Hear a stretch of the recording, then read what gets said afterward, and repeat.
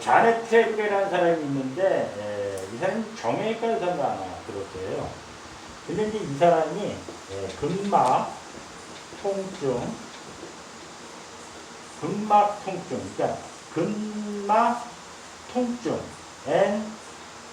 그 기능 이상, 디스펑션, 이런 책을 냈어요. 예전에. 100년 넘었을까? 그런데 이제 이렇게 그 근막 통증이 제일 많은 데가 뭐가 아닙니까, 뭐. 그 다음에 이제 어깨하고, 그 다음에 허리. 그 다음에 이제 나머지는 그냥 다리 부종 정도? 이 세 개만 풀면 먹고 사는 거예요. 요것만 잘 풀면. 목하고 어깨만 잘 풀고, 그 다음에 허리 부위, 허리 밑에 이제 골반까지 포함한다고 합시다.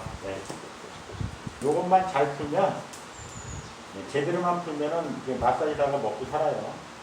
그런데 이제 어깨 통증을 일으키는 주범 중에서 견갑하근을 주목한 거예요. 견갑하근은 견갑골 안쪽에 있잖아요. 견갑골 이렇게 요 안에 있어. 여기 이제 늑골이 있고, 여기 근육이 견갑하 밑에 있다 이거.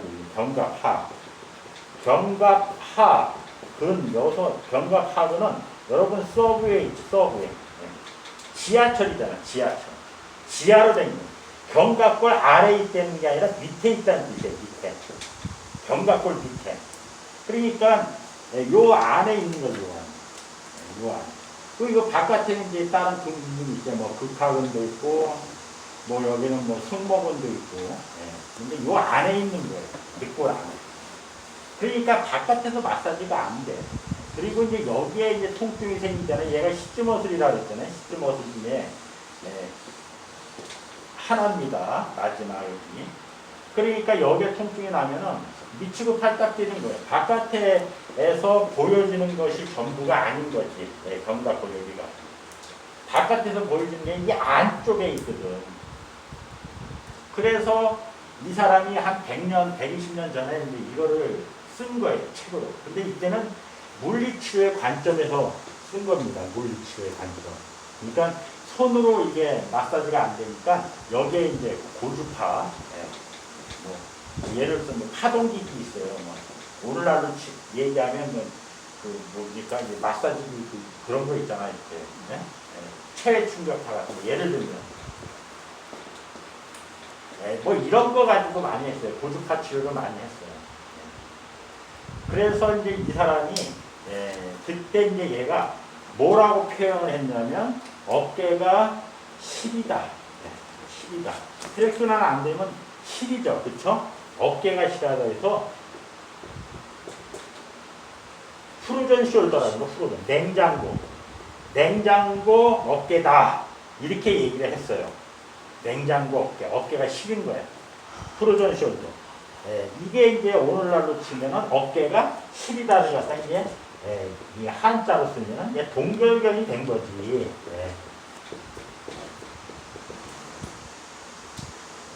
이렇게 그래도 나름 사실적으로 설명을 했습니다. 그런데 이제 저쪽에 그 동양권에서는 뭐라고 했냐면 오십견이라고 이제 표현을 했을 때예요. 같은 건데 같은 증상인데 50견, 나이 50세 먹으면 어깨가 아픈 그런 증상을 싸잡아서 얘기한 겁니다. 이게 좀 사실에 가깝게 설명을 한 거예요. 어깨가 시다, 동결견. 약간 이건 추상적이고 좀 그렇죠. 우리 동양이 약간 추상적이에요. 그러니까 그 생각을 해봤죠, 여러분. 이렇게 사람이 있는데 오장육부가 대에 있잖아. 근데 여기에 병이 나는데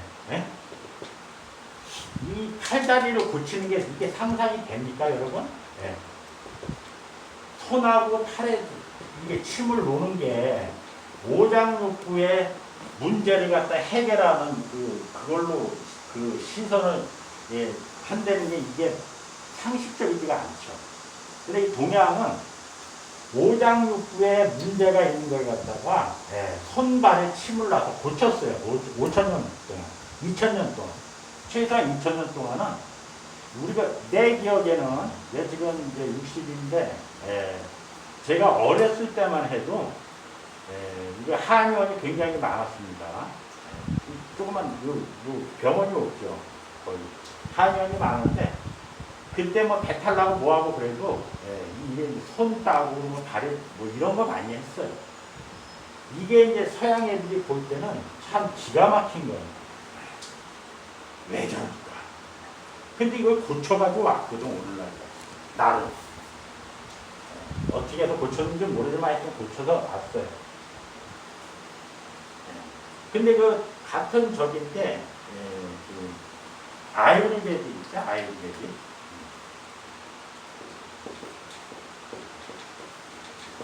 이거는 이제 그 인도, 그 인도의 대체 이야기입니다. 근데 인도의 대체 이야기를 보면은 1번서부터 2번, 3번, 4번, 5번, 6번 해가지고 다 근데 장기가 있는데 포커스를 맞춥니다. 다리하고 손은 상관이 없어요. 이게 이제 앉아 있는 거예요, 앉아. 프라나라고 해서, 이게 이제, 우리나라로 하면 이게 기에 해당이 되는 거죠. 에너지. 그래서 여기에 뭐 소화가 안 되고 뭐 어쩌고저쩌고 단전에 기를 모으고 어쩌고저쩌고 하는데 여기에 이제 막 에너지를 모으는 거예요. 집중을 해, 명상을 해가지고. 그래서 이렇게, 아픈 쪽에 이제 그 명상을 통해서 이게 쿤달리니, 그러니까 이제 에너지가 발생하게 되면 그 에너지를 위해서 통증을 고친다는 거예요. 이게 좀 더 그럴듯해요. 서양 애들이 볼 때는. 그래서 서양 애들이 그 중국의 대체의학보다는 서양의 그 인도의 대체의학을 좀 추종하는 편입니다. 그러니까 공부 잘하게 해주세요. 그러면 뇌 호흡을 한다고 치고 뇌에 집중을 하는 거예요. 명상을 할 때 뇌로 하늘의 그 에너지하고 땅의 에너지가 여기서 막 이게 스파크 느끼는 거지, 그치? 쿤달리니 느껴가지고 잠재되어 있는 의식을 깨우면 뇌가 명상해진다 이런 얘기거든요. 그러니까 외국 애들이 볼 때 그런데 외국 애들이 볼 때 진짜 이해를 못하는 게 이 오장육부가 아픈데 이 손발을 따고 있다는 이 자체가 이게 참 정말 이게 굉장히 저기한 거예요. 그때 이제 이 자넷 트레비안 사람이 이렇게 어깨가 아픈 걸 갖다 견갑하근을 지명을 하면서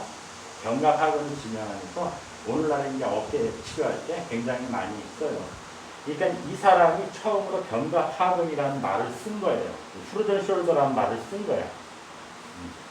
근데 이제 물리치료잖아요.